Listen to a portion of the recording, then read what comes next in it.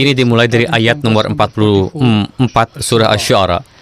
Terjemahan ayat-ayat ini adalah, Musa berkata kepada mereka, lemparkanlah apa yang akan kalian lemparkan sebagai sihir. Maka mereka melemparkan tali-tali mereka dan tongkat-tongkat mereka ke tanah dan berkata, demi kemuliaan Fir'aun, sesungguhnya kami yang akan menang. Kemudian Musa melemparkan tongkatnya, maka tiba-tiba tongkat itu menelan kebohongan yang mereka buat.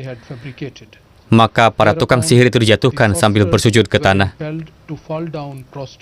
Mereka berkata, kami beriman kepada Rabb semesta alam, Rabb Musa dan Harun. Dia, yaitu Fir'aun, berkata, apakah kalian beriman kepadanya sebelum aku memberi izin kepadamu? Sesungguhnya dia adalah pemimpin kalian yang telah mengajarkan sihir kepada kalian. Maka kelak kalian akan mengetahui akibatnya. Aku pasti akan memotong tangan-tangan kalian dan kaki-kaki kalian secara bersilangan, dan sesungguhnya aku akan menyalib kalian semua. Saya kira ada 2 ayat lagi. Baik. Mereka berkata, tidak ada masalah. Kami pasti akan kembali kepada Rabb kami. Sesungguhnya kami menaruh harapan bahwa Rabb kami akan mengampuni kesalahan-kesalahan kami karena kami telah menjadi orang-orang yang pertama kali beriman. Pertanyaannya adalah bagaimana para tukang sihir itu tiba-tiba mulai berbicara seperti orang-orang beriman dan menggunakan bahasa yang sama yang digunakan oleh orang-orang beriman. Ini adalah pertanyaan yang sangat penting, tetapi pertama-tama saya ingin mengatakan sesuatu mengenai terjemahan to throw their rods. Ini adalah frasa yang bagus dalam bahasa Inggris, tetapi ini bukan terjemahan yang tepat untuk kata asa. Di tangan Hadrat Musa adalah sebuah asa yang digunakan untuk berbagai tujuan. Itu bukan sebuah rod. Jadi, penerjemah seharusnya menerjemahkan sesuai dengan apa yang ada di tangan para tukang sihir, entah itu tongkat atau apapun. Tetapi mengenai Hadrat Musa, terjemahan rod tidak tepat. Terjemahan yang tepat adalah staff. Ini satu hal. Sekarang pertanyaannya adalah, bagaimana para tukang sihir tiba-tiba mengubah sikap mereka sepenuhnya terhadap Hadrat Musa, dan bagaimana mereka berubah dengan begitu bersemangat sehingga mereka siap memberikan setiap pengorbanan. Ini adalah masalah keadaan psikologis dan perlu dijelaskan mengapa hal ini terjadi.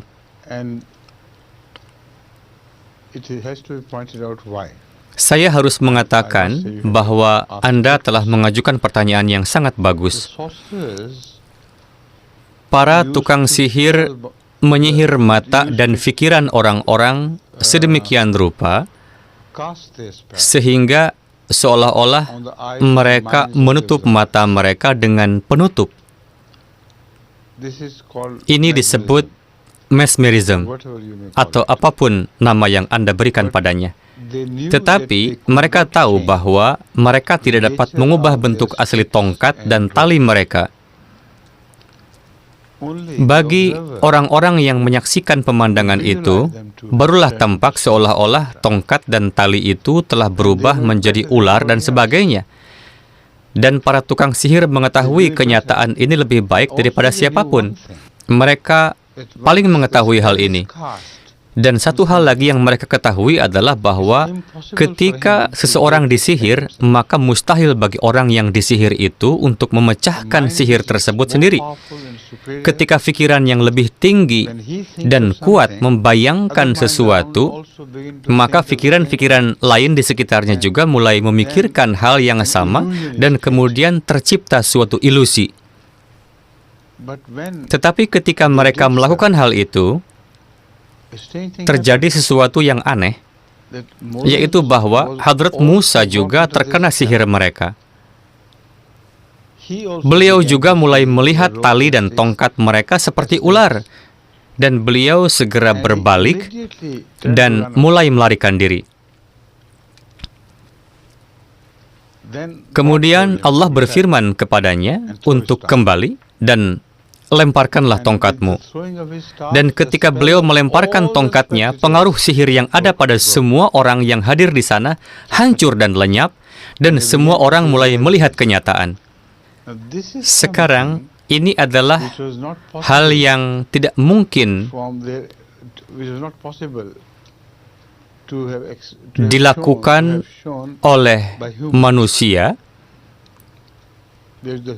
karena psikologi manusia selalu bekerja dengan cara yang baru saja saya jelaskan.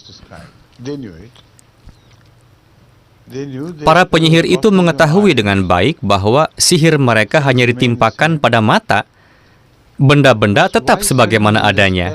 Tetapi mengapa terjadi bahwa tiba-tiba sihir semua orang terpatahkan? Padahal mereka sebelumnya telah berada di bawah pengaruh sihir tersebut. Bahkan sihir yang ada pada Hadrat Musa pun terpatahkan.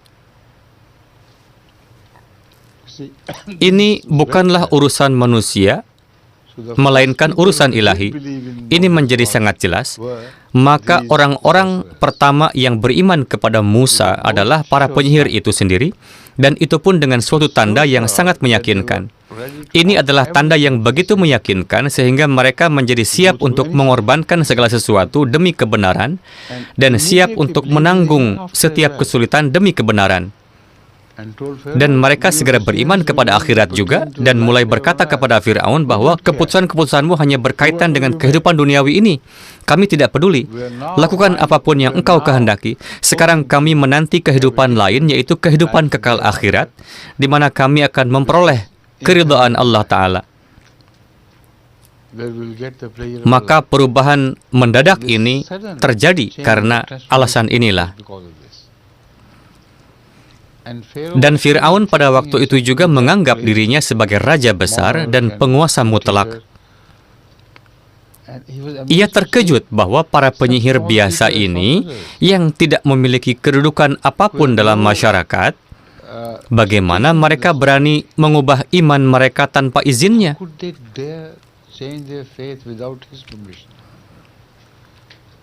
Dan Fir'aun tidak dapat memahami apa yang sebenarnya telah terjadi. Maka para penyihir menghadap kepadanya dan berkata, baik engkau mengizinkan atau tidak, baik kami menghadapi kezaliman darimu ataupun tidak, sekarang engkau tidak dapat mempengaruhi kami lagi karena kami telah mengetahui bahwa Tuhanmu salah yang benar dan sejati.